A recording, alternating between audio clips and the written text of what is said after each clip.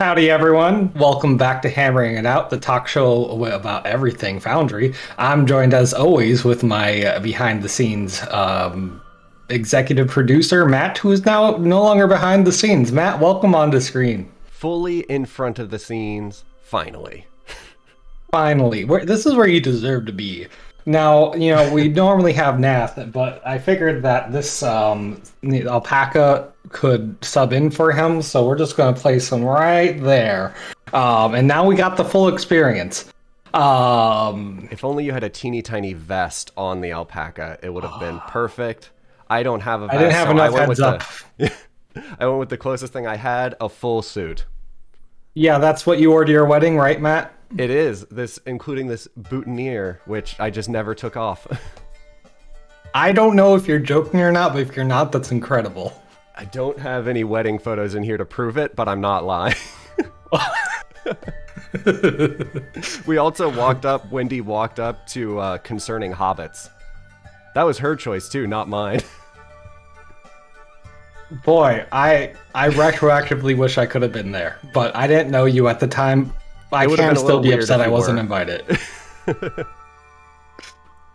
Well, we got an exciting show ahead of us. We have a guest, our very own MooMan will be joining us in a bit. For now, we're going to talk about some things that have been happening in the Foundry ecosystem, some exciting things, including the fact that Prototype 1 of version 9 just dropped. Kim and Natro did a dev stream last week. It was the first time Kim was on stream. I felt like he did a great job.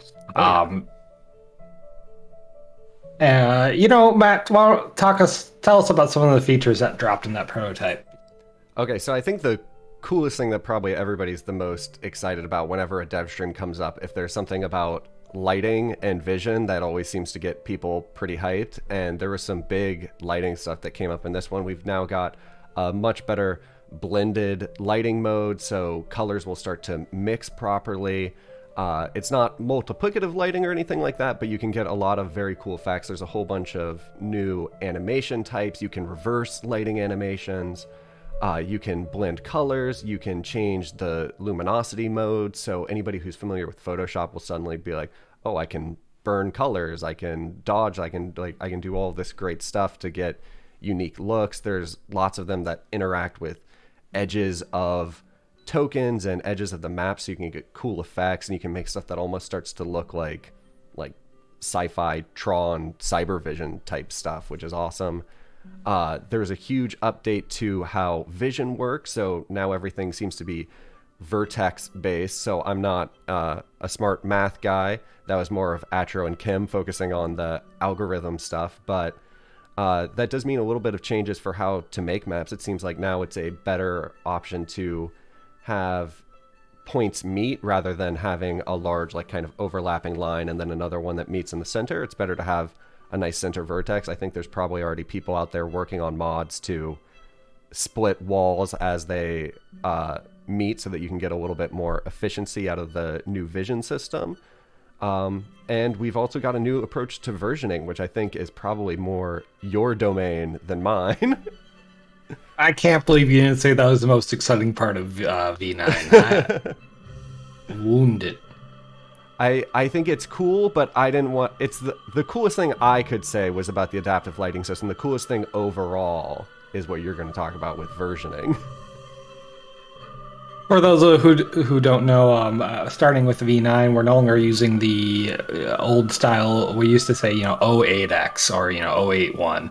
A lot of people thought this was Semver. It wasn't. It was just confusing for a lot of people. So we swapped. We're now doing version 9 prototype 1, version 9 API testing 3. This should make it a lot more clear about what we're working on and what phase we're in, and should I use this release. If it's called a prototype or an API test, you probably shouldn't use it for your live game. So that's rolled out. That's why we're going to be talking about things like V9. And yeah, that was I think that's gone a lot smoother than I expected. I was expecting probably more people to be scared, confused. Well, we'll see what happens when they're all resisted forced to use change. It. Yeah, I suppose. Now, I have put some honey on the other end of the stick. Starting with V9, you can now declare your modules to be compatible with minimum core version or compatible conversion just by saying 9, and that'll indicate it's good for the whole version. You can still say against a specific build like 9.212 if you want to be more specific, like we used to do, but you have both options now, which should help further reduce the friction of declaring your compatible core versions. Now, something Um, for anybody Go who ahead. may have missed the other dev streams where we talked about this, is there anything that the devs out there need to be concerned about with their old versions? Do they have to go through and update them so it's not like 076? Do they have to change it so it's V6.100 or anything like that? They do not. We have essentially put a line in the sand of anything before V9, you still use the old things. We weren't going to go retroactively rename things. Starting with V9 and on, you use the new format, declaring either just the version number or the version in the build. And we have put an upper cap now saying, you cannot declare compatible core version 10 yet, because we haven't made that released yet. We're trying to stick, honey, stick. Yep, you got to Nah, give people a calm little bit down. of Hold everything. on. Oh no. Nah. Nath had a little too much to drink today and it's just toppling over a Ah, little bit. you mean every day? Now, one thing with the versioning I'm curious about is because that was kind of like one of your initiatives. Like you brought that forward and you're like, hey, we need to deal with this a little bit. Was that because you got tired of arguing with people about Simver, or was it other technical reasons that made it seem like something that we should focus on? I mean, there are some good technical reasons, right? Like we couldn't declare entire version compatibility under the old one. It just didn't like. What would you say? I'm compatible with 0.8. Like that it wouldn't work with how we had written is newer version and such. Uh, So that like we got some benefits by doing it. We also had seen a lot of users and developers unsure about when they should try things out, unsure on when they should provide feedback. We want to provide clarity to that. We had some people be like, "Well, I was told not to try the beta, but then I wasn't able to give feedback because I didn't try the beta." It's like, "Well, we want you to try things but not use them in your live games." And so we've tried, there's hopefully a lot more clarity now about like, this is when the developer should try something in feedback. This is when a user or a world admin or something like that should try and use it. So we're hoping for a lot more clarity and benefits. But also, yes, every single stream, every dev stream, we would get like up to 5 people being like, oh, wait, two? That's not Semver. Semver, when? And I was tired of it. And now we've also simultaneously killed the Foundry isn't 1.0 because Yeah, that was another big bam, benefit. Yeah. version 9, we skipped Never. it. It's gone. We're just like Windows. The next one's gonna be Foundry 1, and then we're gonna do Foundry Alpaca.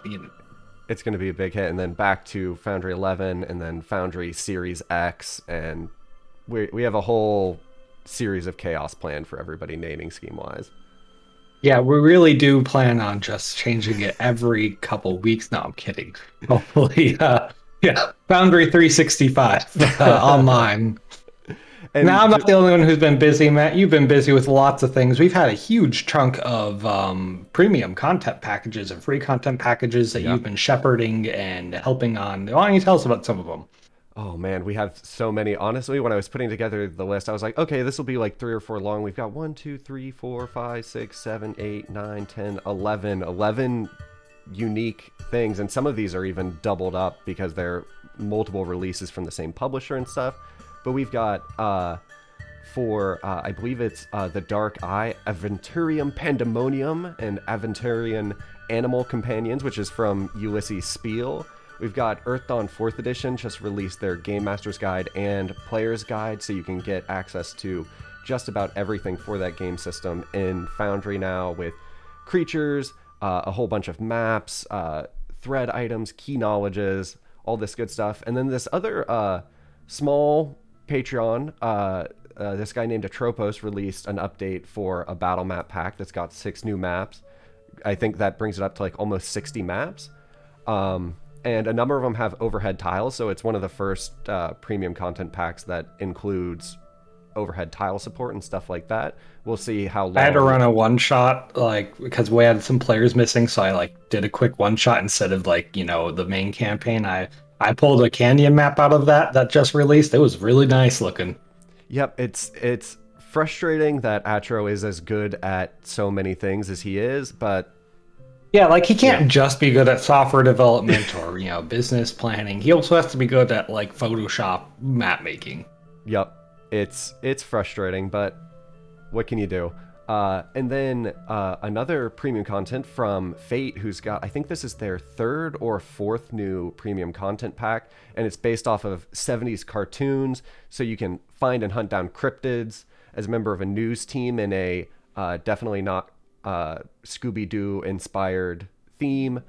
And interestingly enough, I've been getting into Fate quite a bit, and it's actually because of the one shot that you ran for us in the staff game, because if anybody hasn't played with Cody or hasn't seen his stream on the Pelgrane Press Twitch, he does a lot of stuff where he like asks players what is going on in a scene, what unique things are going on in the background. It's like much more of a how do you want to do this than you normally get in D&D, which is mostly what I was familiar with. And so I started looking into a bunch of systems that have kind of like a more improvisational thing with players and stuff like that. So looking at 13th Age and Fate, and I've been doing a deep dive into it, and I actually bought their other premium content pack that's a Old West adventure that's also filled with vampires. So Fate stuff has a lot of variation in what you can play with it, so I definitely recommend checking that out. Torg Eternity has their Hostile Takeover one-shot out, which is also from Ulysses Spiel. And it's got a bunch of underground, or it's based on a clash with the church police and local French resistance that have managed to unleash a demon. So also a unique and interesting system. And then Dragonshorn Tales, which comes from Rugalt, who's a community developer. It's got 10 underground encounters, and it works for both 3.5 and 5th edition, and Rugalt develops the 3.5 system, so it's going to be good there. And it's got some new monsters, new maps, and magic items. We've got more from the Dark Eye for Midsummer Vengeance. Ulysses Spiel had a big month getting a whole bunch of stuff out. Busy guy. Yeah, and you're part of a merchant ship that finds itself stranded after a violent storm, and you have to help the locals with some troubles on their islands to be able to survive and escape. We've got the Survivalist Guide to Spelunking from AAW Games and Doug Niles. So you can follow a dwarven dungeon delver through a bunch of caverns, through a fungal jungle, a bunch of mazes underneath his abode. And it's great for people who want to do resource gathering, want to like navigate hazards, want to deal with hypothermia and do like a real survivalist game. From Suede, we've got Deadlands, The Weird West, Horrors at Headstone Hill. So anybody who's familiar with The Weird West, it's an adventure that takes place in a specific part of that setting, and it's got like 22 quests in it, a bunch of new actors, it's all journal linked and all that good stuff. And then we have new content from Tales from the Loop. So any of you who are hyped by that new teaser trailer for Stranger Things Season 4, this would be perfect for you. Because it's a very like E.T. Stranger Things themed system. And they've got their starter set out, and they've also got their full core rulebook. And both of them come with a scenario or like short campaign that you can play through, so you can get started with it right away. And we've also got Deep Dark Designs, who released Magento's Marvelous Waxworks and Instant Adventures Bandit Camp Edition. So you can go through like a level 1 to 4 adventure, or you can just get a whole bunch of cool bandit encounters that you can drop in your world if you're playing in a dangerous setting or something like that. And I think that's all that we've got for premium content. Oh, that's it? That's it. It was such a short segment of the show at this point. If we keep increasing premium content partners the way we are, we're going to need a whole dedicated show just for talking about the premium content. Now, of course, those are all available for purchase via our partners. You can find out more info on those by checking in the main Foundry Discord. We have a content announcements channel where we post about what it is and some screenshots and things like that. But for those of you looking for something a little cheaper than paid, we have a couple of free content too. Yeah, for all you misers out there, Kelfacil just released a new adventure called Reliquary of Souls, where you get to go into an abandoned library that's overrun with all these restless spirits that are awakened by, you would guess it, a couple of necromancers who have infiltrated the area. And then Dark Raven Games just released an update to their pack that has 2.5 hours of more content, and that's on top of the like several hours of content that was in the original release. And that's in support of a Kickstarter that they're doing to do a complete remaster of their Vivat Imperium collection. I don't know if that's the correct pronunciation of Vivat. Don't speak Latin, but I think that you're should right. be awesome. So be sure to check out their Kickstarter. And then our friend Ivan Duch just released over 100 tracks of music and looping sound effects. So even if you don't need the music, you can get some awesome looping sound effects for like campfires, for running water, anything like that you can layer on top of your existing music to get some awesome ambient stuff going. And he's actually supplying the very light background music that we've got going on right now that I haven't seen anybody complain about, which either means they can't hear it or that it's at the right volume. So I'm hoping for right volume. Well, I'm glad that my thinly veiled attempt to get more people to play 13th Age has succeeded in getting you to play a different system. It was Um, that close to getting me to play 13th Age. oh, that said, if you don't want to use those ambient sounds that we mentioned in the Foundry native ambient sounds, you drop it on a map. As you get closer to it, you hear more. An interesting module that we actually just awarded a prize to is Soundscape. The League of Extraordinary Foundry Virtual Tabletop Developers. That's the part I stumbled on. The Just founder of the completed. group, everybody. No, no, no. That's Caligo's problem now. Oh, yeah, that's true. They just completed their second package jam, coinciding with the anniversary of Foundry. We had a ton of entries, and I definitely had my notes open and then clicked away from them, which is very professional of me. We had 61 entries, and 566 people rated those entries. It was run on itch.io. All the results are available here. I just posted them. The one that Foundry picked as like our choice was one called Soundscape by Material Foundry. This is from Chris. He does all these wonderful like move around things on a physical plane. Use your stream deck in order to control Foundry. I love the stuff he makes. And Soundscape gives you a full equalizer sound crew style setup where you can very carefully control what sounds you have playing, and you can even go and edit the frequencies and apply dampening and all this crazy stuff I couldn't have ever imagined someone would put in Foundry, but he did anyway. So we sent him a metal poster congratulating him for his work. The first place winner was another module I'm a big fan of called Sequencer by Wasp. Sequencer is a library technically, but it enables a very clear and straightforward way of setting up animations and effects, and all these animated effects we're talking about. Like you can say, all right, I'm going to fire 3 different magic missiles at this target, and it will fire out from your token and hit their token. And if a system integrates with it, it even knows it can be told if you hit or miss. So a miss fires close, but veers off at the last second and visually nearby. I'm very excited by this. People have made Oja boards. People have Ouija boards. People Yeah. have made people have made Star Wars style warp jump scenes. And those are both included actually part of the sequencer. I'm super excited about what people are going to do with it. No, I love that. And I think we showed the Ouija board one last week. And Ouija boards have always been so funny because for so long it was like tools of the devil and nobody was allowed to have it. And now Hasbro makes and produces Ouija boards and it's sold in Target. So yeah, still the tool of the devil. Yeah. I'm kidding.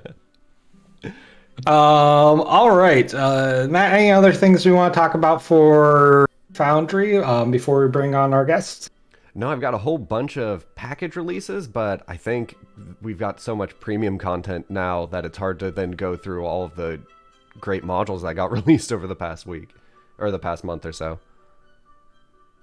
All right, so for those of you who don't know him, we're going to be bringing on MooMan in just a minute here. He is the creator of the Warhammer Fantasy Role-Playing Game, 4th edition, which as far as my memories recalls, it was the very first publisher official system for Foundry. And that's not all he's done, but let's go ahead and bring him on, and we'll get the news from him. MooMan, how you doing? You're live. Hello, I'm doing well. How are y'all? Doing good. Thanks for sticking with us. Thanks for attending the stream. Always happy to get some creators and such. Why don't you go ahead and tell everyone, who are you and what do you do?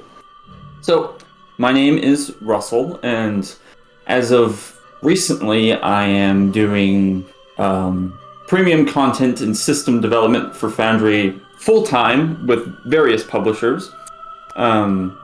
It's a bit of an experiment, but it is one that I think is going to be really fun, and it's going pretty well so far. It's been a bit slow for releases because I've had a vacation, and 0.8 had a lot of work to do there. But I hope to bring some new stuff soon for all the Warhammer lines. Very cool. What all publishers are you working with then? So mainly Cubicle 7 for the Warhammer lines.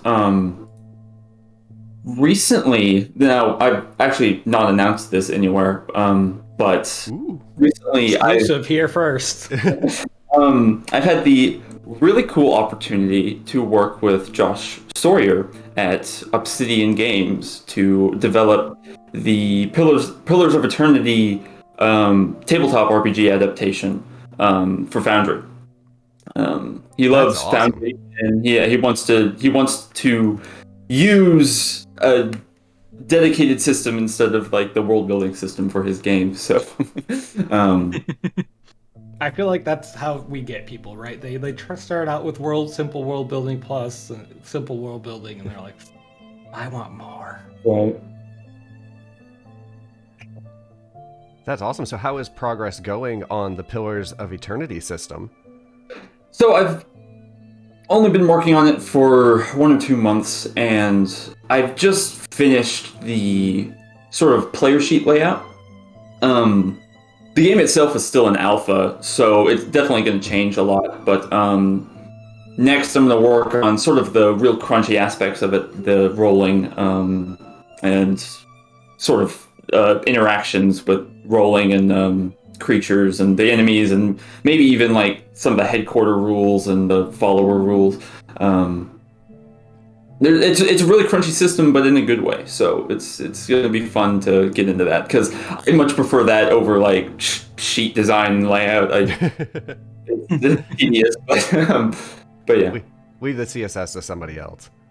Yeah, seriously. Yeah. So for those who are fans of the game or maybe haven't heard of it before, what is Pillars of Eternity? What's the tabletop game going to look like, if you can tell us? Well, I don't want to go too far into that, just because the game itself is still pretty new and pretty in flux, and I don't know what's going to change by the time it gets shown to the backers. So I don't think I want to go too far into that, but that's fine. Yeah, there's a lot of neat mechanics in there about assisting and how you progress and downtime rules. It's all really neat. So, well, in that case, so we don't make you break your NDA, we can talk about stuff that you definitely can talk about, which, as Cody alluded to, Warhammer Fantasy Roleplay is an awesome system on Foundry. And you've been at the head of that since the beginning, I think, right? Right, yes. It's been a hell of a project since I started. And I definitely did not expect to end up here where I am at now. But why don't you tell us a bit about that path? I recall, Warhammer's one of the very first systems even for Foundry. The first one for premium. Yeah, it was definitely the first premium offering system. There was a time back in good old 2019 when there were 3 systems on Foundry. It was D&D, Warhammer, and Pathfinder 2. And I don't really know who would be first, Pathfinder or Warhammer, but it's about neck and neck. You were package 3. Yeah. Wow. And it started out. Yeah, I wanted a way to play Warhammer online with my friends who were sort of not local, as like my D&D group is. And I've been in the BTT market for a long time. All I wanted was like a self-hosted system that was both like modern and non-expensive. And those two descriptions are very targeted. But my friend Edmund, who some of you may recognize the name, he was sort of the person who designed the sheets and sort of the UI layout of the system. He showed me the Patreon for Foundry, and I was a bit skeptical. I was always skeptical of Patreon, but at that time I was in the midst of like a master's degree, and I didn't really want to bother with any of it. So I just sort of kept an eye on it until May when I graduated, and I started to like the look of it and started to see where it was going. And so after I graduated, I just hit development hard, just trying to explore what it could do. And after a long time, I got in that time of like waiting, I also had a really good idea of what I wanted the Warhammer system to like be able to do on a virtual tabletop, and so I had really sort of hit those key points hard to get a good vision of what I wanted. And I think a lot of people also really liked what I had done, or what we had done, sorry. And we got a bit of a following. And I don't want to go too much into this, but like I had possibly included more than I should have, because back in the day of 2019, Foundry was a lot different. It was just basically for me and my friends, but I posted it online just because. And sort of as 2019 turned into 2020 and Foundry released, I felt the sword of Damocles like above my head, inching closer and closer. And eventually it fell, and that's fine. I wiped the system to make sure it was abide by licensing. And I was a bit dismayed, but I expected it, so whatever. But a lot of the community wasn't so silent, and I was a bit floored by how sort of supportive they were of me. And in particular, one of your previous guests, JDW, recommended me, because he's a huge Warhammer fan, so shout out. He recommended to me that I email Cubicle 7 and ask, like, hey, can I do this officially, like, with all the licensing? And I was absolutely skeptical. I did not think I thought it was a waste of time, but I did it anyway. And to my absolute astonishment, they were very open and excited to try it out. So I have, I guess, the community to thanks for their email campaign. And I should also do a disclaimer: don't try to include premium content in your game for free just because you think it'll work. It won't. Nath will catch you. Yeah, all of those checks are a lot more rigorous now whenever we're going through system approval and stuff like that. Right. And so yeah, that's how we got here. Matt, do you have the system up that we can bring up on screen so we can definitely. just give a quick visual tour? I remember way back at the start, like I looked at Warhammer system and I'm like, wow, this is gorgeous. This is super automated. Like every part of the UI is tweaked. All the rules are there. I'm like, this is what I aspire to in my system. And here I am much later. I'm not even close to approaching what you had back then. Do you want to tell us like what you've done to the system, what you've been working on recently? Okay, so most recently, well, how should I start this? In And feel free I to guess- direct me anywhere if you want character sheets up or anything like that. People are already seeing some of the awesome design work that you did for everything.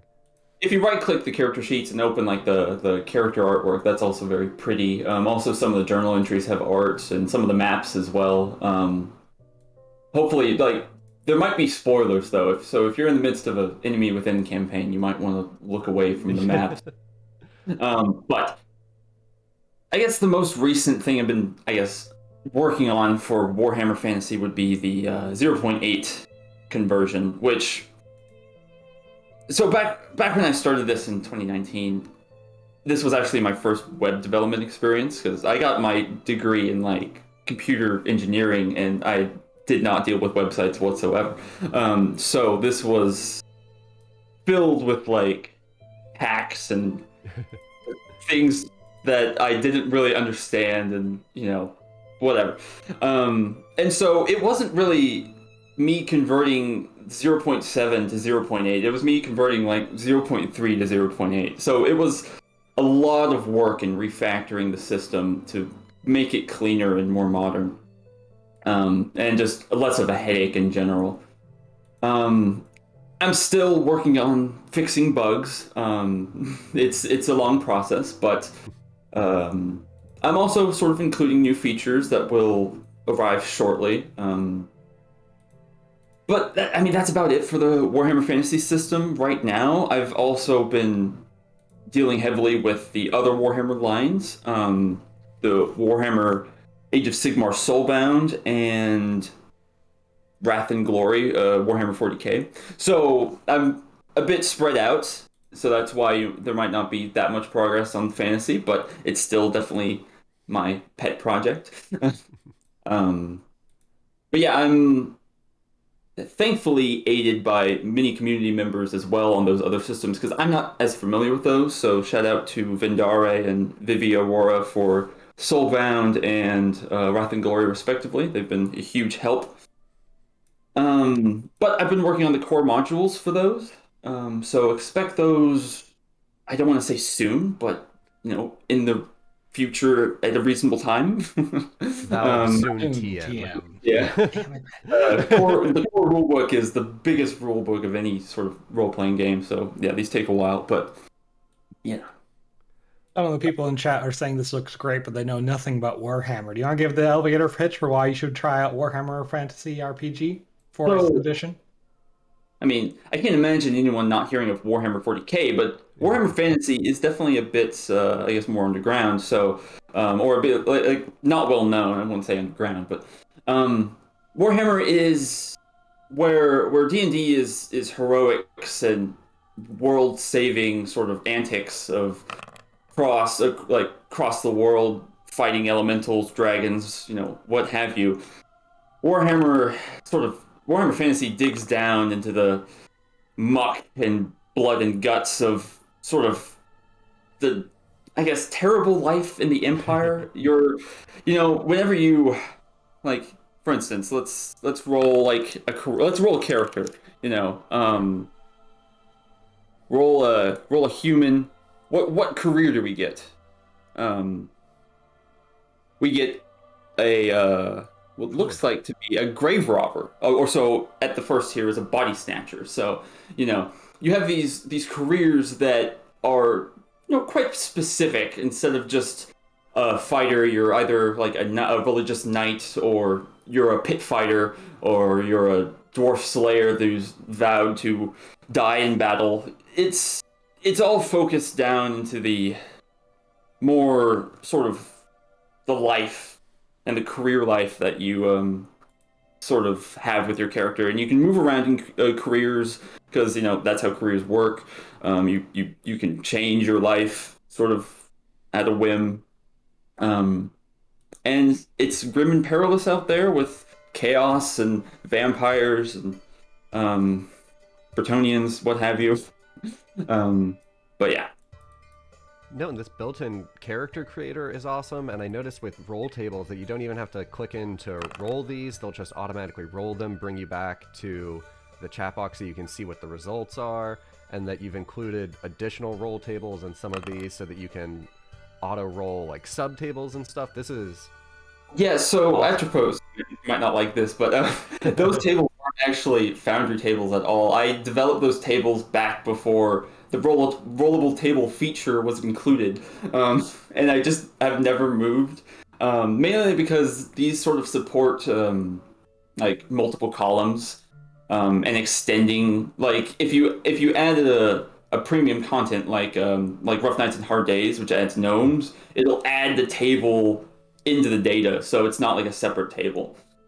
So, That's awesome. And from what I understand, like your characters die a lot, so having a character creation probably helps a lot, right? yeah, yeah. Um, a lot of people say Warhammer's like super deadly, but there's a lot of actually help for new characters. Like you can sort of survive for a while, but when you run out of that meta currency, it's pretty easy to die.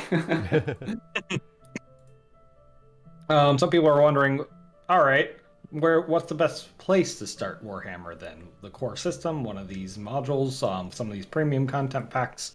Well, so there's a great bundle that Cubicle 7 offers that includes the core module, which has, hundreds of items and journal entries for rules, as well as this Reichland map. And I think, Matt, if you turn on pins, you can see those as well. This whole Reichland map comes with journal entries pinned onto it, so at the location it references, so it's super easy to get into. And this core This is module, a bundle with the starter sets and Rough Nights and Hard Days and such. yes. And Perfect. the starter set, which it comes with, is also super helpful because if you go to, let me go to this map here.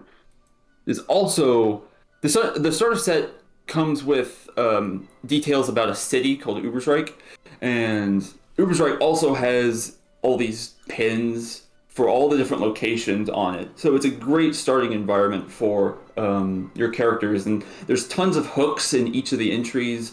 There's a starter set adventure. There's 10 mini adventures, and there's also a separate module that's Ubersreich Adventures, which has a bunch of more fleshed out adventures in there. Not in the bundle, FYI, but it's pretty cheap, so it's definitely worth the money.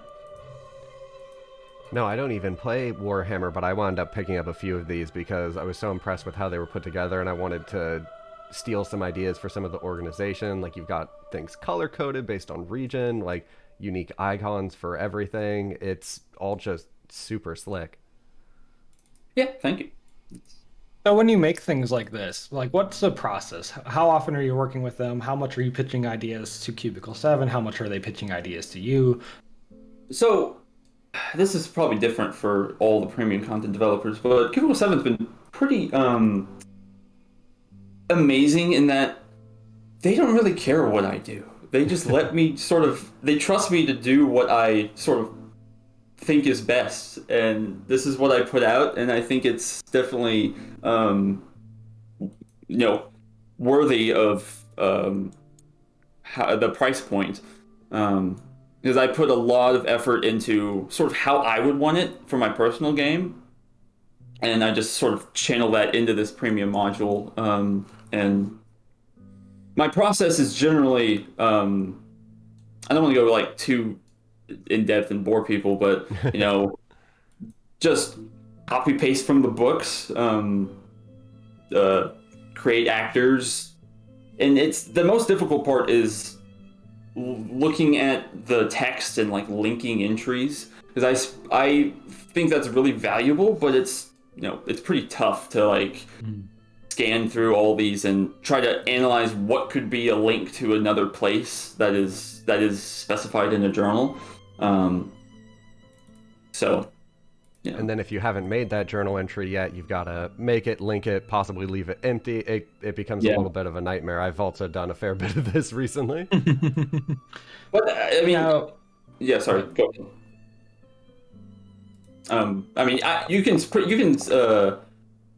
have some tools that help me. Like, I can write a script to like look for all through the journal entries to see if there's any broken links. So that's like something like that's super helpful. But yeah. So do you go to Cubicle 7 and we're like, all right, I'd like to start working on converting, the enemy within, or do they say, all right, enemy within, go do it. We'll trust you on how. Yeah. Both. Sorry. Yeah. So I sort of just what they're expecting of me is just any and all books. Like, so I'll tell them what I'm working on, and they'll go to the Games Workshop and get their approvals done. And I have to make some marketing images as well for them to like for the advertisements. But like, I'll just tell them what I'm working on, and they'll get the approvals done, and I'll handle the rest.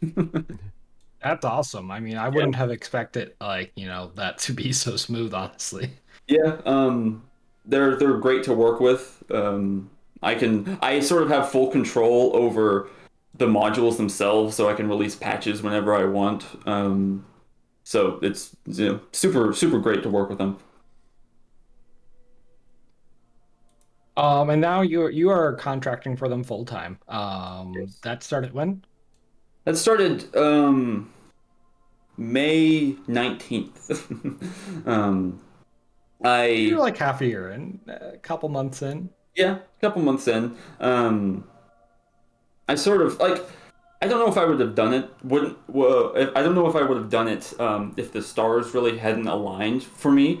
In that there was a community member, Perfectro, who made the Wrath and Glory and Soulbound systems. I did not. I did not start those.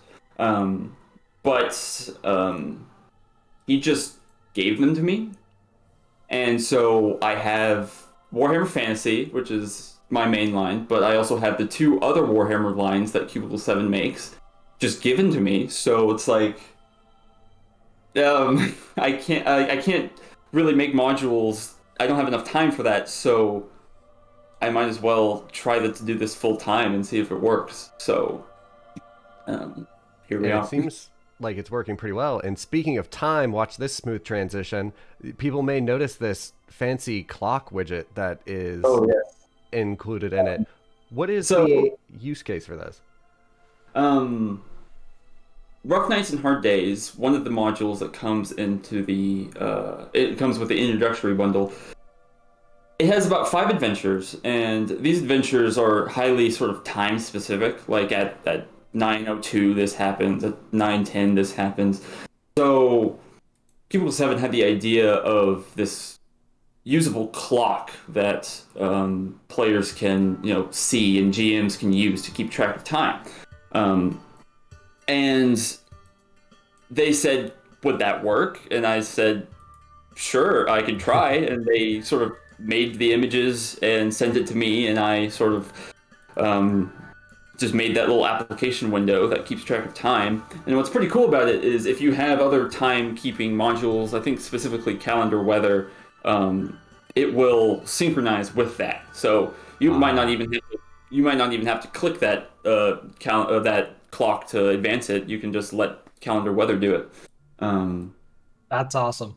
And it's super easy to use too. So for anybody who hasn't used it, it's just a left click to increment by 1 minute, a shift to increase by an hour, and right click to decrease by a minute, and shift right click to decrease by an hour. So it's super easy to use too.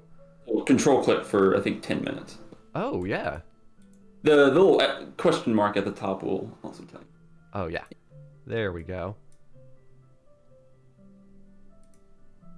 So I'm sure plenty of people are interested in following in the footsteps of the path you're paving. Do you have any advice, any tips or tricks, anything you've learned while working with Cubicle that you'd want to share? Well, I mean, yeah, I've also worked with a few other sort of developer communities who want to, get their module like official, and it really depends, I guess, on the company. I try to, make the best Warhammer system I could, and really garner a community around that. And I think the value of that was pretty clear to Cubicle 7, the value of the community on Foundry. So I guess that really influenced them to work with me. As far as other communities go, and if you want to, contact your publisher about it, I'm sure you've already sort of thought about it. Just try to get, make the best system you can, analyze, what would be really valuable, like user experience for your system, and then show it off. Like, be proud of it. Really sort of try to hammer in the value of what you've made. I think that's all I can really say on that. You could even say hammer it out with them. Yeah, of course. Speaking of which, I haven't gotten to use this prop yet. I brought a hammer, but I haven't found a good use case for it yet in the stream, so I'm just going to hammer it in here. Right. We got a couple more questions for you, but I think now's a great time to start soliciting questions from the audience. If you would like to ask MooMan a question about what he does, what it's like working with publishers, what it's about Warhammer, about his beard maintenance, just drop a question in the Twitch chat with big ol' question and what you want to ask, and we'll start asking them to him. MooMan, Warhammer is not the only thing you're working on. You're also working on Genesis. You want to tell us about that for a bit? Yeah, so that's an interesting one. The Genesis itself is an insane system that is free to play. Absolutely free to play if you want to go to their website and download just any of the books. I started the system because it went free to play, and I was like, this looks gorgeous, and it deserves a Foundry system.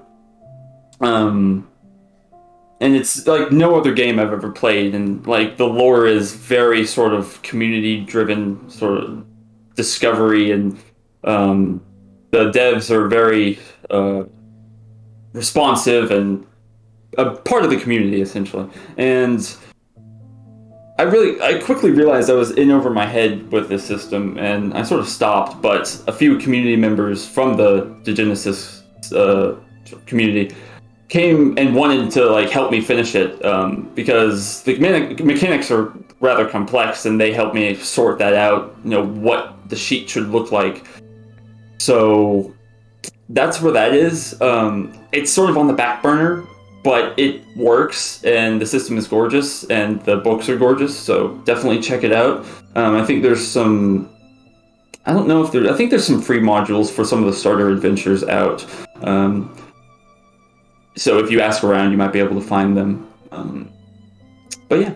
Yeah, and they've been pretty intense. I was looking at their site, and they've got, like, I can't tell if it's live action or just very good animation, but they've got, like, full action trailers for things going on. What's the setting? I've never seen a tabletop RPG that has 2 live action trailers. Like, yeah. Where is this coming from? and they describe it as primal punk as a tabletop RPG. What does that mean? Like, what's the setting like in it, or is it setting agnostic and it's a rule set? Oh, it's definitely not setting agnostic. It is a heavy like setting that is basically post-apocalyptic Earth. But it's like weird sort of fantasy-esque apocalypse where these meteors came down on Earth, and they brought with them this sort of, I don't want to do it a disservice, because like sort of a puzzle to figure out, but and it has these sort of alien manifestations that depend on the region, where like, Spain has a different sort of alien sort of takeover over like France or Italy. Okay. And you have all these sort of cults that have arisen that are sort of your classes in D&D, but not quite the same. And they all have this really rich lore and sort of who they are in this world and what they want to represent. I think the sort of Swiss analogy is, the Switzerland is like this giant sort of alpine fortress, and they're like these sort of born warriors that they have these guns that they can't lose, or else they're like exiled or something, and they sort of cherish every bullet they shoot. So it's a super rich lore like that that's everywhere in the books. It's just insane. But yeah. So it sounds like even if you're not interested in a new system, read it for inspiration to steal for your own game. Absolutely. It's like nothing I've ever seen before. What are you playing in your free time, MooMan? So I feel like my personal role-playing games have sort of like dwindled down recently, but I'm currently we're trying to finish this this like 5-year campaign going on that's at level 19. Long. Yeah, they're level 19 right now, and they're just about to hit the finale. So trying to like organize that with schedules has been really difficult. But unfortunately, my Warhammer game is on hiatus, and there's a few other D&D games I'm playing. Dungeon of the Mad Mage I'm playing in, and of course, what is it? Rime of the Frost Maiden with some Foundry folks, the Foundry folk.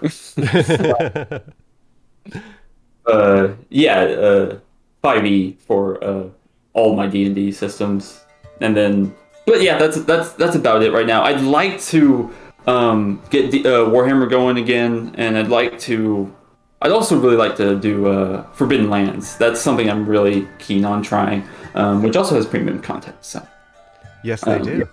excited about that. Any big modules you view as a must-have?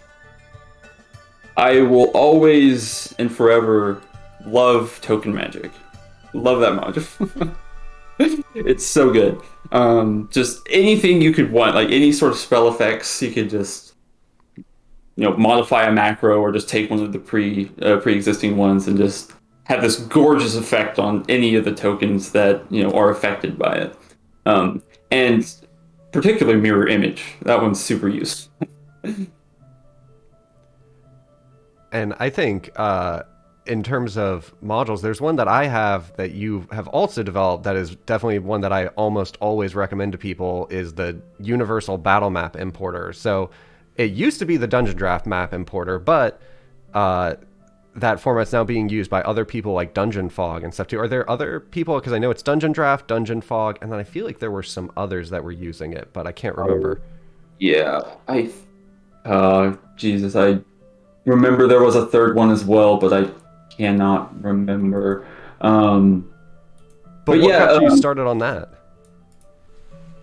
So I really like the look of Dungeon Draft when it was sort of being teased by Megasplute, and when I finally got it, I was just playing around with it, and I guess one day at work I was like, wait a second, what's in those save files for Dungeon Draft?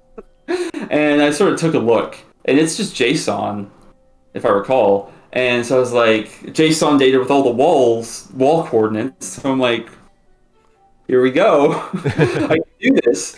And at first it was a bit wonky because the save file is a bit difficult to use, but luckily Megasplute saw the value in it and added an export feature that includes the image embedded into the file. So it's super easy to just plug it in and have everything load immediately. And other sort of map makers saw the DD2VTT file format and did the same thing. And so I extended it to be Universal Battle Map Importer just because more things were using it. And yeah. I gotta ask one question about that. With Dungeon Draft, are you stock Dungeon Draft, or do you use a bunch of custom assets in it? Forgotten Adventures. You can't go wrong with Forgotten Adventures. Of course. I am very guilty of loading both Forgotten Adventures and Tom Kartos and mix and matching them, and some people are like, why are you doing this? Pick one. Yeah. I mean, they sometimes work, like, as opposed to, like, Forgotten Adventures and the default assets. That's definitely a clash, but yeah. That's true. That's very true. It seems mostly with the Tom Kartos ones that they're just a little shinier, so I've just taken to drawing out a shadow template over it to just dim it down a little bit, and then it works pretty good. I will say, Right now my campaign it features this giant living dungeon that eats places and and consumes them and forms them into new dungeons. So mix and matching assets actually achieves that goal of like making it feel like it plucked things from different things to form something. I really like that. Done the Universal Battle Map Importer was one of those modules I had to wait till it was updated for the 08X before I started using 08 because I make too many things. I refuse to rewall them when I Yeah. can just import them. Luckily, I think that one was pretty quick, but I don't want to take all the credit for Universal Battle Map Importer. I think there's a community member, M42E, if he likes to go by that, who's definitely contributed a lot to it. Some of the more advanced features. So, shout out to him. All right, we do have a couple questions from the audience. First one from German Drew Boat or Germ Andrew Boat. Not sure. Do you have analytics or a rough number of how many people have installed or are using the Warhammer system?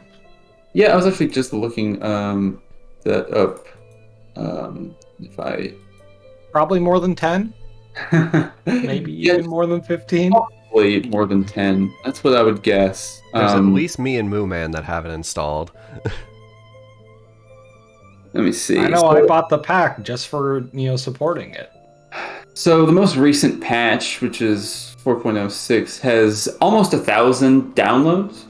So I would guess, weighing multiple duplicate downloads versus people who haven't moved to 4.0.6, maybe 1,000, 1,500. That seems sort of crazy when I think about it. So, I mean, yeah, those are worlds too. That's not counting how many users are actually in those worlds. Yeah, or how many campaigns are being run. Yeah. And this is not a good sort of analytic, like just download count, but it's what I have. So our very own JDW says, "Hey, MooMan, big fan. Has C7 changed their pipelines to accommodate for VTTs? Things like easier data formats to work with, better map resolution. Wink, wink." They're definitely like open to it. They have a lot of cool VTT ideas that they want to sort of experiment with. And for one thing, they have the new card game, the Warhammer card game out that is in-universe card game that apparently now I need card support. We're delivering that for you. Yeah, it's like I don't need this, but oh wait, now I do. So I can't wait to implement that into it. I definitely sort of try to push them to like get me better maps without labels, etc. And they're generally very responsive to that. And I think I have seen an improvement sort of without me prodding them in the most recent releases. We'll see how far it can go. So some of the Soulbound, I don't think any of the systems really rely on a grid, so it's sort of tough to justify a super accurate gridded map. But maybe we can reach a decent middle ground where the maps are very usable in Foundry, but have that. Yeah, I know a big issue that a lot of people face is that the images of battle maps especially are meant for print resolution and not for VTT resolution. So I know that's been an interesting one for a lot of publishers and such to get through. Yeah, and sure. Bad Ideas Bureau asked a question of if you could add one thing in a Foundry core API to either make your life easier or to enable you to do more awesome stuff, what would you add? I will add the separator of not counting card support because that's clearly something that you need, but we're getting it for you soon. That's a good question. And I shouldn't say we. I should say Cody, Atro, and Kim. I have nothing to do with it. I'm just admiring it. Well, we'll drag you in one day. If you asked me like a few months ago, I would just plead for the ability to keep IDs the same when you traverse through compendium packs. Like if you move an actor to a compendium, keep the same ID, and then if you bring it back, keep the same ID. And well, they added an option for that, so that's pretty cool. That's a pretty tough question, and if I'm in the midst of a heated coding session, I might have a better answer. But perhaps extending on that ID thing, I would really like it if if the ID already exists, just give it a new ID and don't like throw an error. That would be pretty nice. We'll have to get that on the GitLab. I think in general, I think one of the biggest problems with the Warhammer modules is if you load all, I think, 8 modules, if you initialize them, which means import all the content from the compendium into the world, that process is sort of necessary just because I like users being able to edit, and I like all the interlinking sort of links that people can traverse through.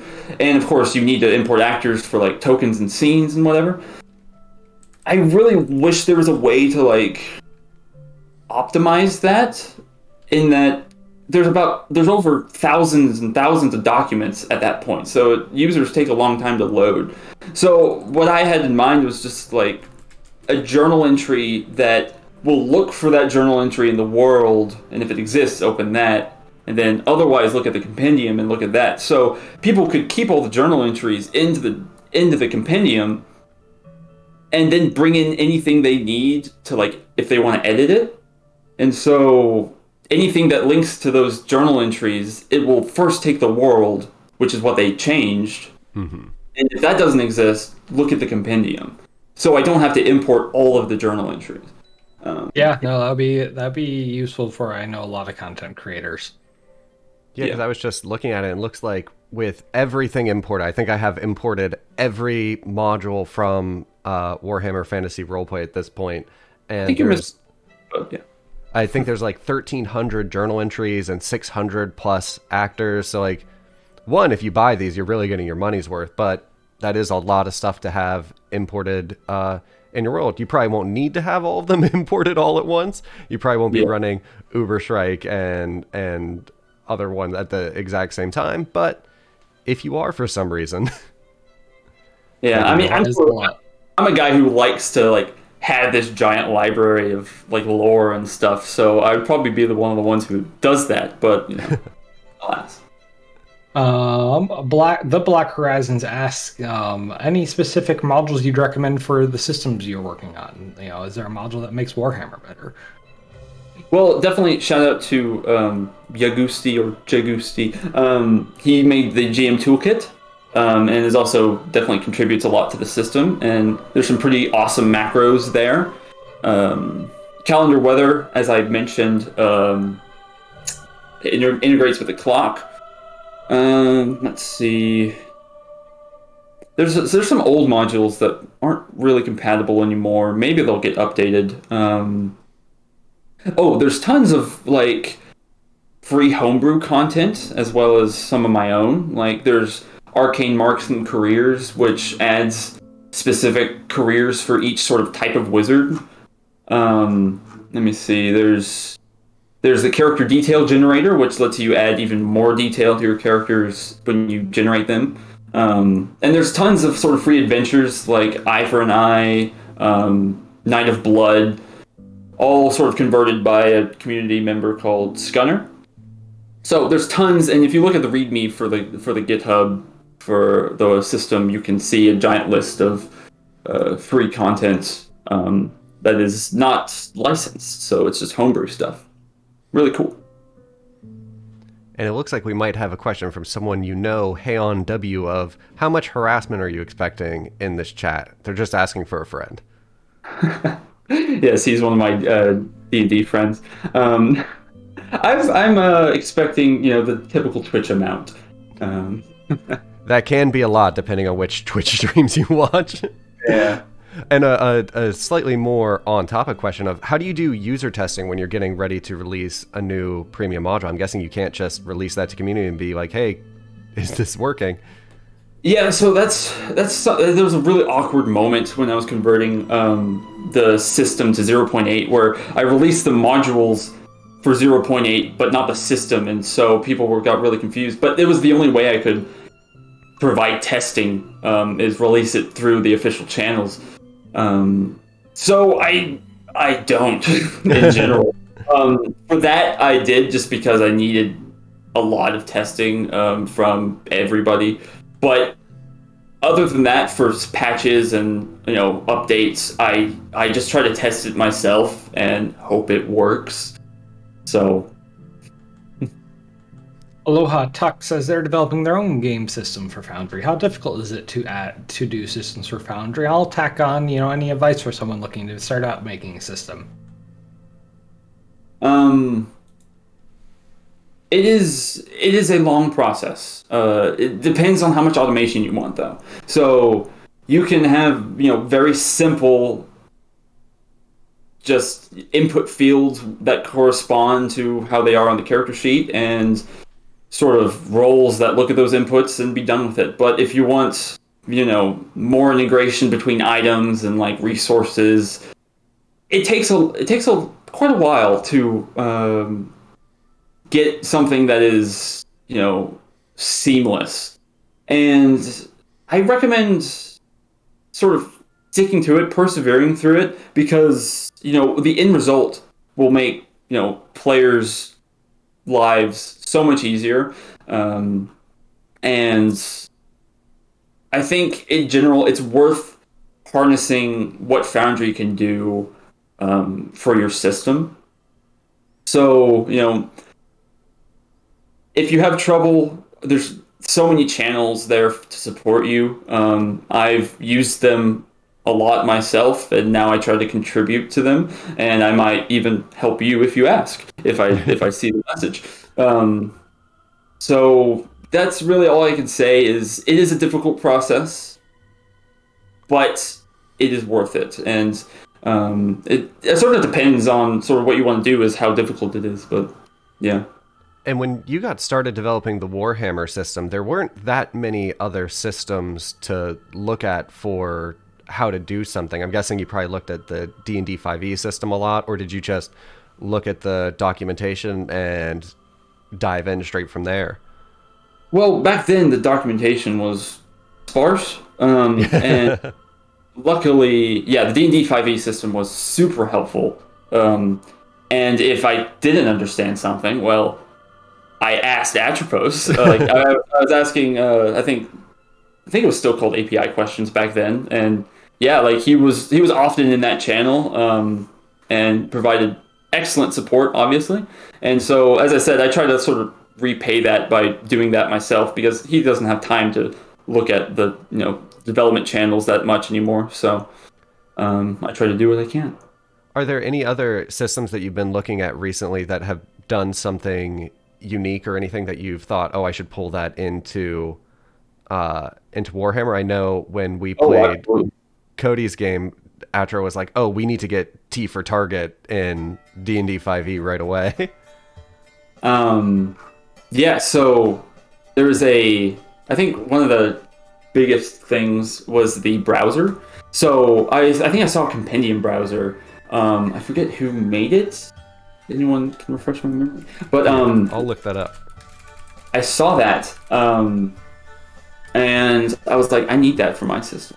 So if you go to the Compendium tab, I don't know if it's still visible, but go to the Compendium tab and click Browser, you'll see all the items in the system and tons of filters that you can sort by.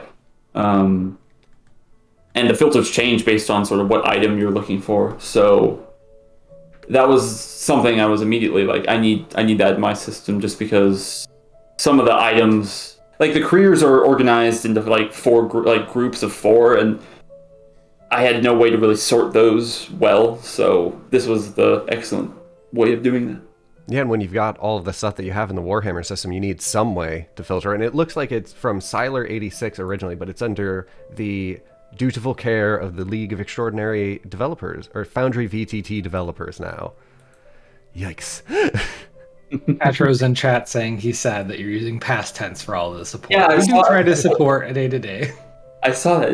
Yeah, well, I mean, definitely the dev support channel is still monitored by him a lot, but some of the like system development and I guess API questions isn't even used anymore. at all. Yeah, So we've consolidated recently to using just dev support for here are questions that we're going to read and we're going to look at and such because boy, there's a lot of discussion in a found in the server with like nearly 40,000 members.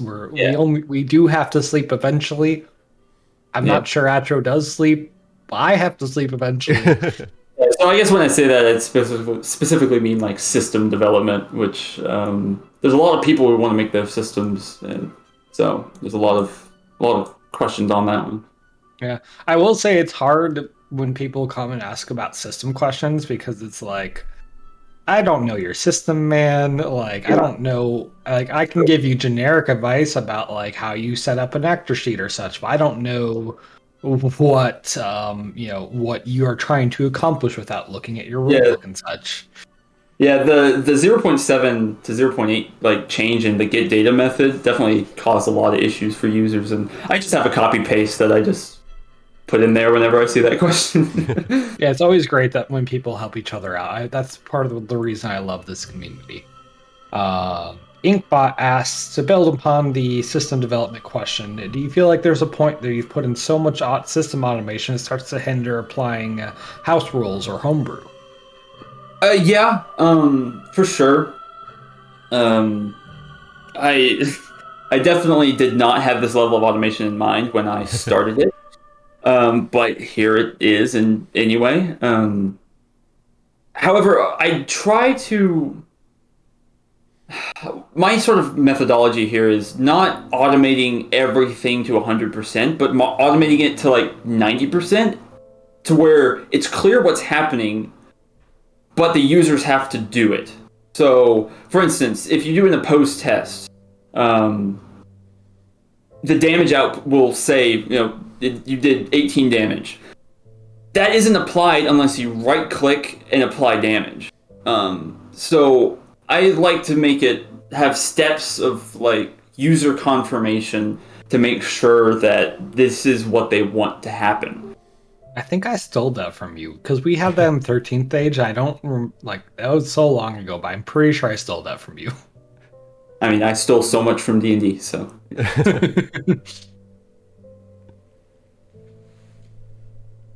All right, MooMan, it has been a pleasure having you on. Do you have any closing remarks? Um, Thanks everybody for the incredible support. Matt, you asked about the Latin pronunciation. It would be pronounced Wiwat, by the way. Really? Yeah, well, all V's in Latin are pronounced as W's if you want to get technical. But, Well, then let me ask you, how do you pronounce a W? Is it a V? there are no W's. Well, I guess that'll do it then. But I just want to thank everybody for the support. Thank you for having me on the stream. It was super awesome to be included here. Yeah.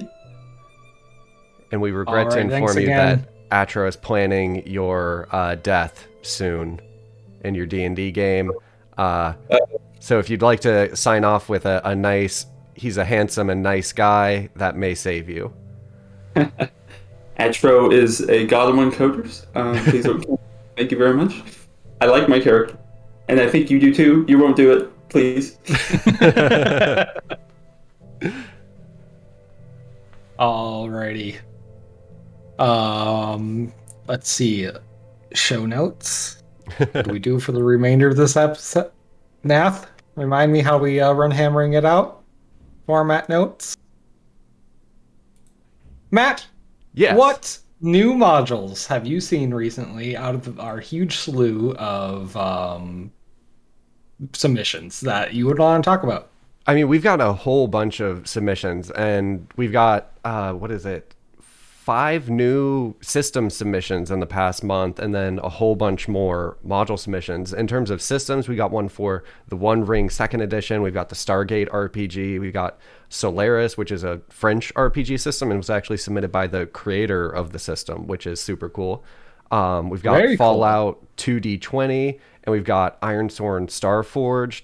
All systems that you can go and check out and try now, which all look great. And then for modules, the one at the top of the list is one that I pretty much installed immediately upon seeing it gets sent in, and it's called Better Entity Link.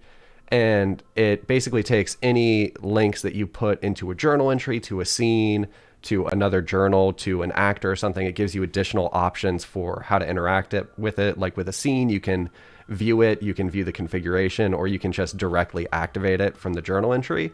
So I wouldn't be surprised to start seeing that bundled in with some of the content packs going out from various creators who want to give people a little bit more control over how they're interacting with their imported content. And that's from a developer named, please forgive me for probably mispronouncing it, Daima Kaiichio.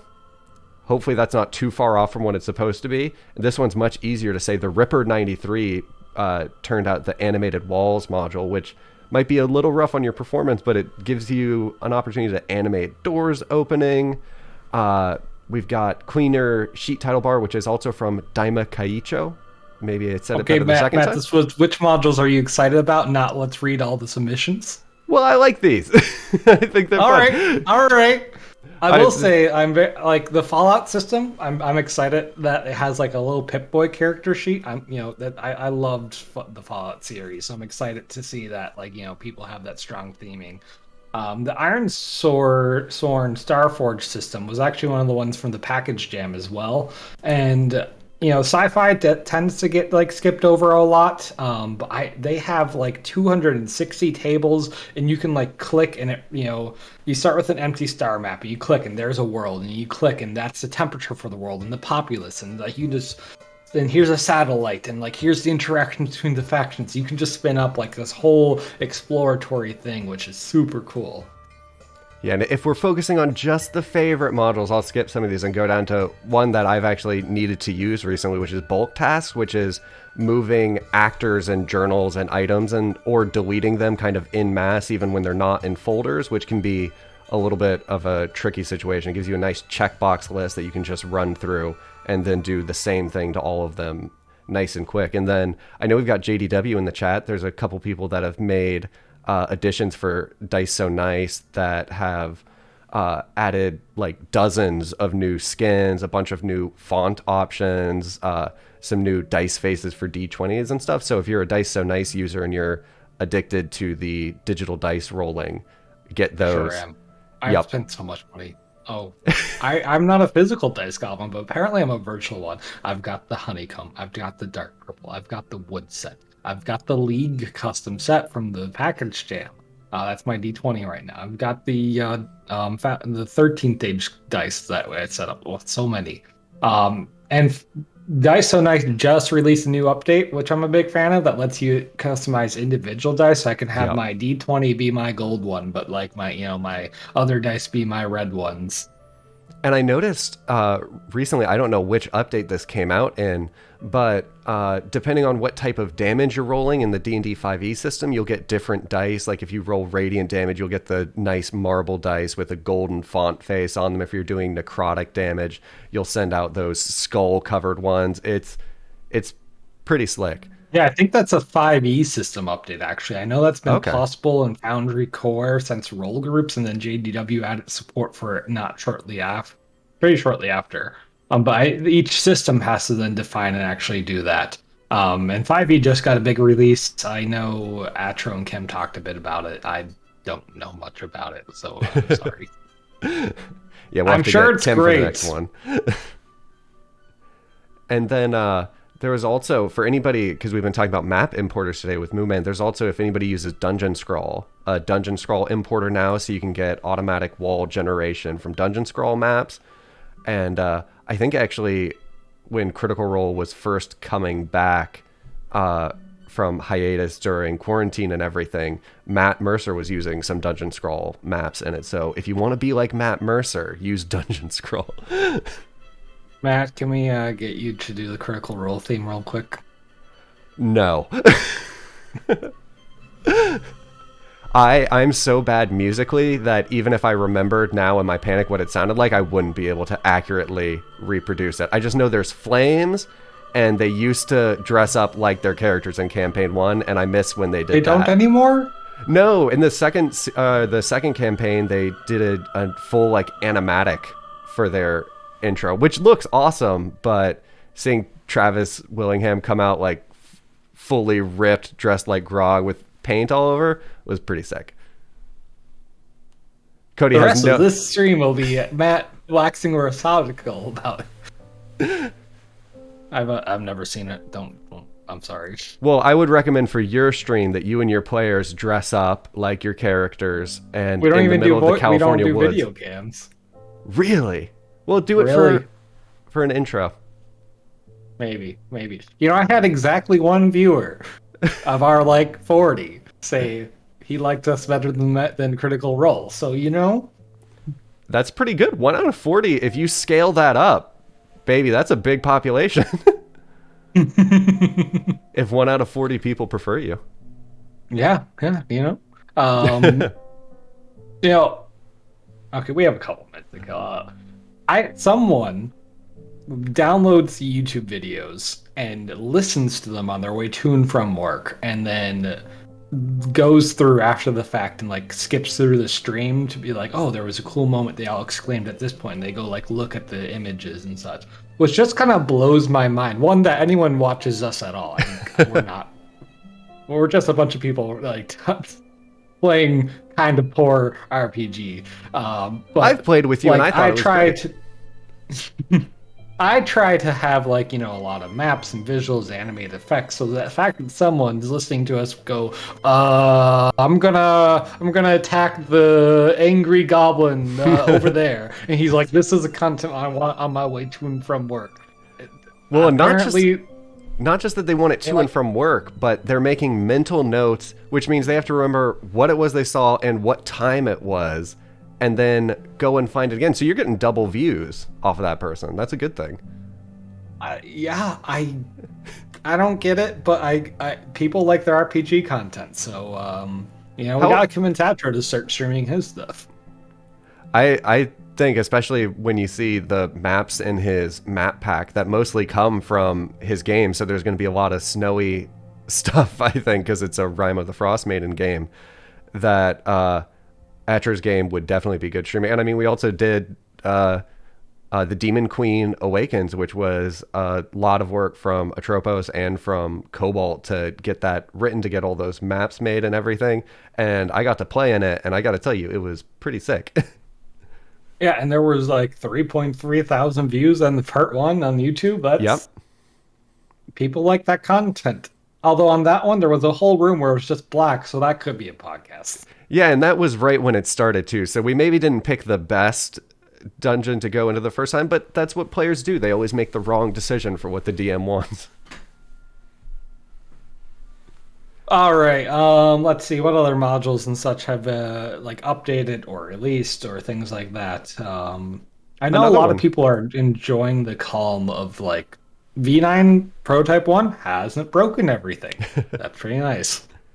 Well, and it seems like there's a good chance that V9 will be a much smoother transition than everything that happened with 08, because 08 basically tore down the infrastructure and built it up fresh in a lot of ways. And V9, so far, there has been all of the great lighting and vision stuff added, but that's not likely to break anything other than maybe some tweaked or some systems that are using tweaked vision settings and stuff. And then adding I'm pretty card sure support, animated doors is going to break. Let's be, but the Ripper will have a fix out in 35 seconds after it comes out, I'm sure, because he's an absolute machine at pushing code out. But it seems like with card support, that's hopefully unlikely to break a bunch of things since it's a new feature. But I'll leave that to you and Atro and Kim to make sure it works and doesn't maybe really incidentally issue a new version if we didn't break something. Come on. just find something and just rename document to document so everything has to get touched again. No, we do try to. We do.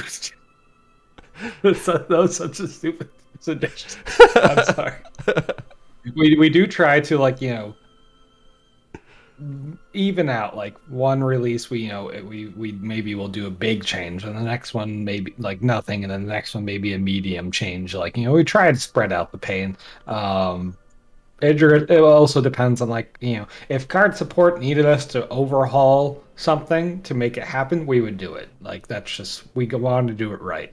So I'm glad we got the documents change out of the way because it's going to enable us to build cards so much more effectively than if we had done it before we did the document change. I'm excited about when we start working on that, and I'm excited to hear all the ways we haven't managed to make it work perfectly for insert specific game here. I can't play Magic the Gathering because of this side rule of spawning 8 tokens when I do this. Because I can't rotate things, flip them over, and have them visible on the canvas all at the same time. If it doesn't work perfectly for Warhammer, I'm going to call it a failed delivery, I think. I don't know what their card game is.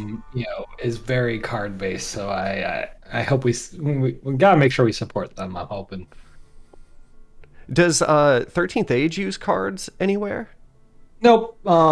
Back when card support unofficial module was launched, I actually added it as a way to keep track of resources you can get in the game. Like many RPG games, you can get like tokens or points or whatever that you can use to do things in the game.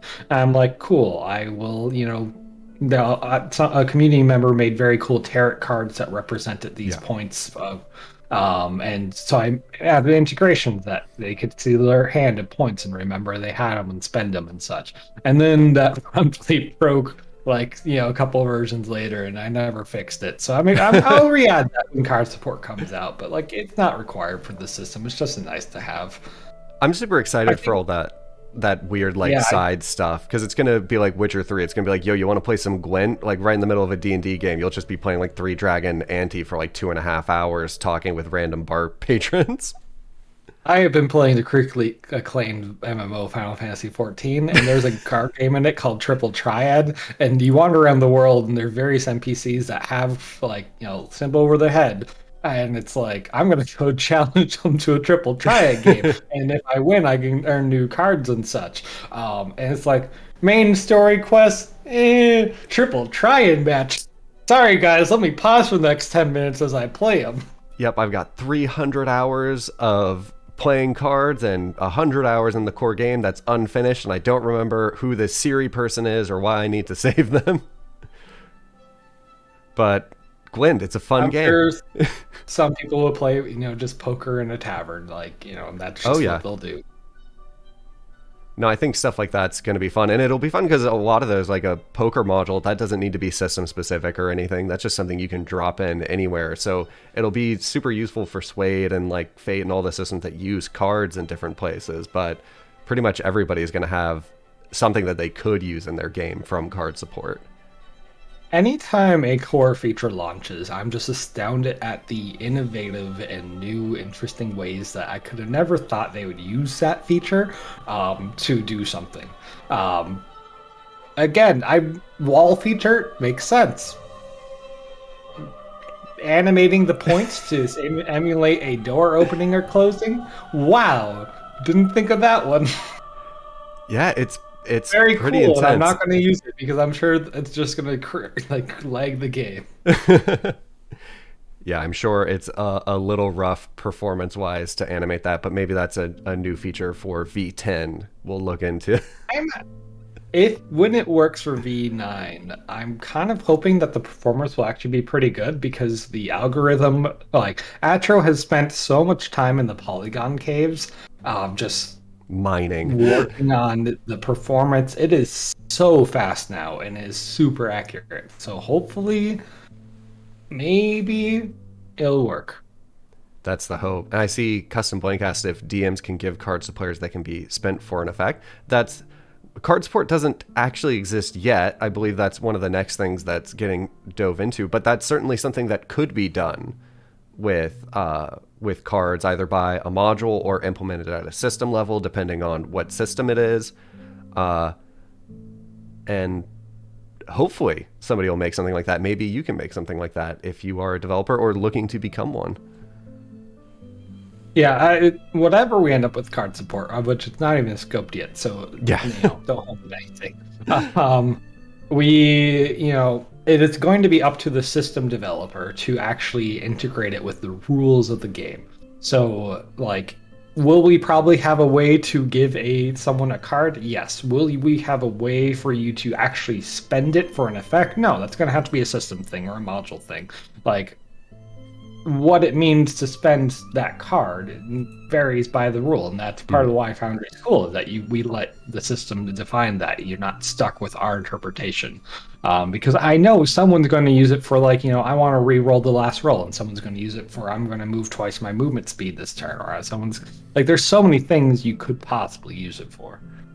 Yeah, I'm looking forward to the custom, like, apples to apples, Cards Against Humanity, like, variants and stuff like that to come in as well, because you can use it for anything that you can use cards for. I know Nork works on Founders Against Catan, or whatever he named it. I'm sure he's very excited to have a smoother card support. Oh, we can play Yu-Gi-Oh! Yes.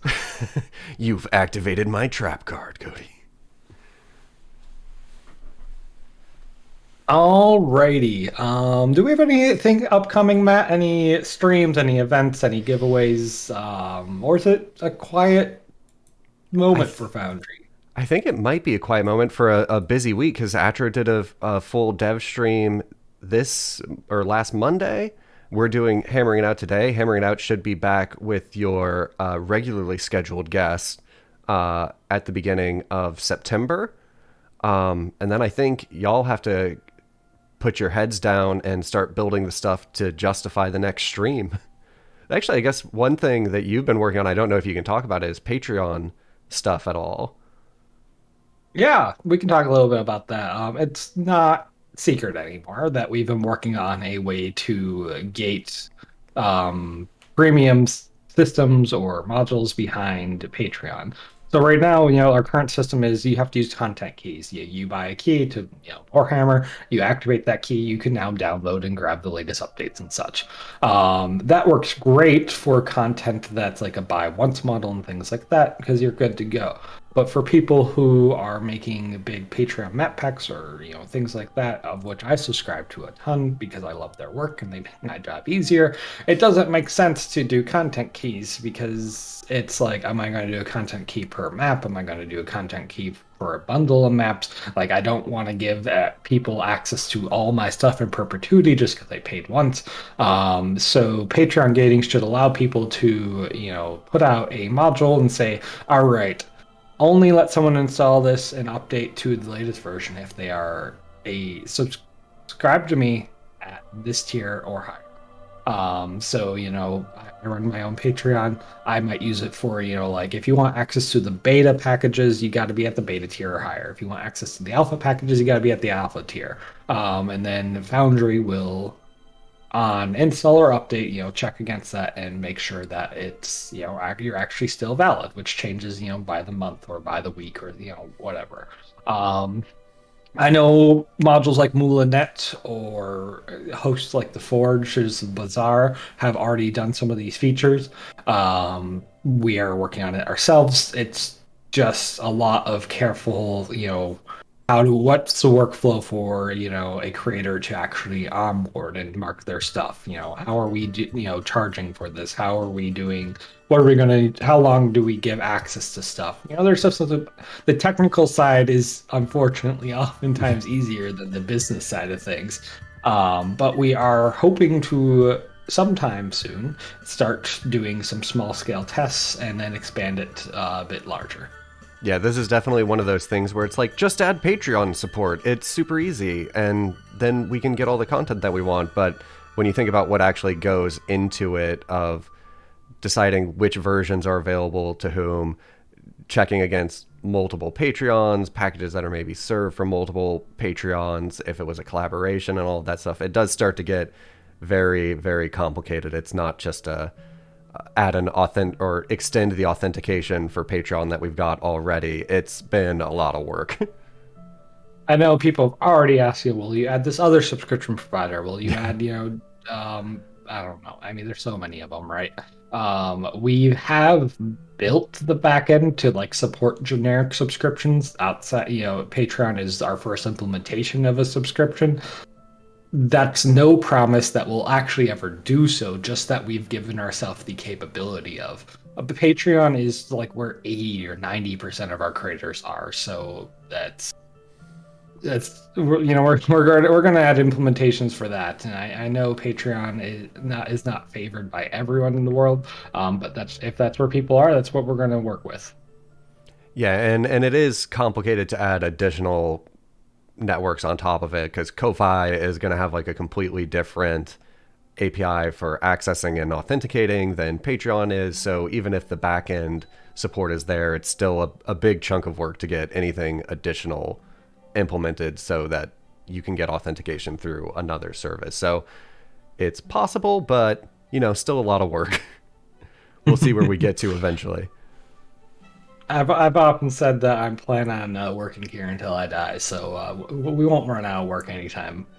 Yeah, based on what's in the GitLab right now, because there's some issues that are entire like generations of Foundry of work, and with the number of premium content people coming on and requests that they'll have for specific implementations, adding more systems like card support and everything, there's nothing but work to do, basically.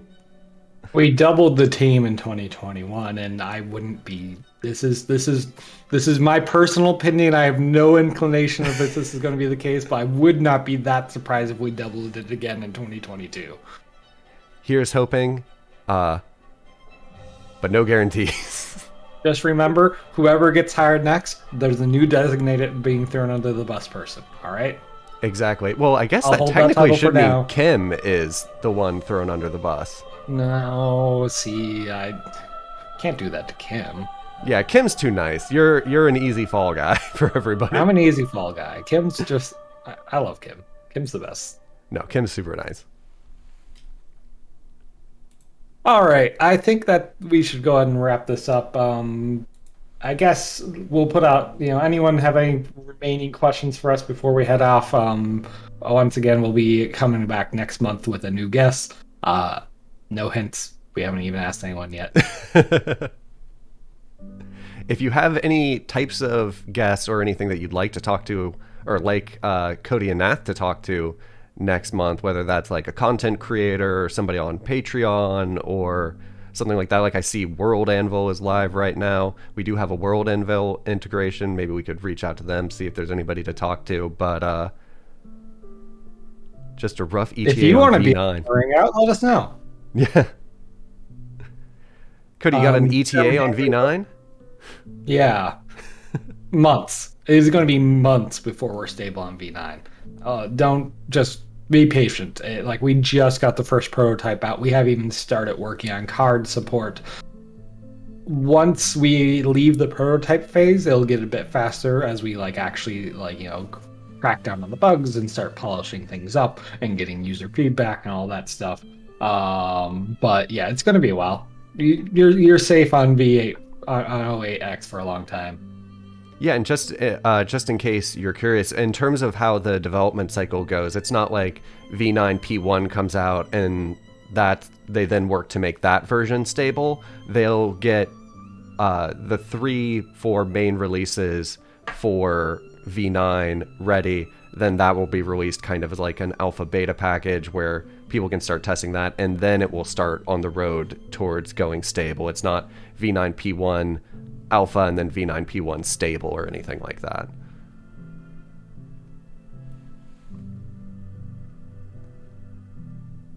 All right. Well, thanks again for attending, everyone. It was fun talking to MooMan. Oh yeah, definitely.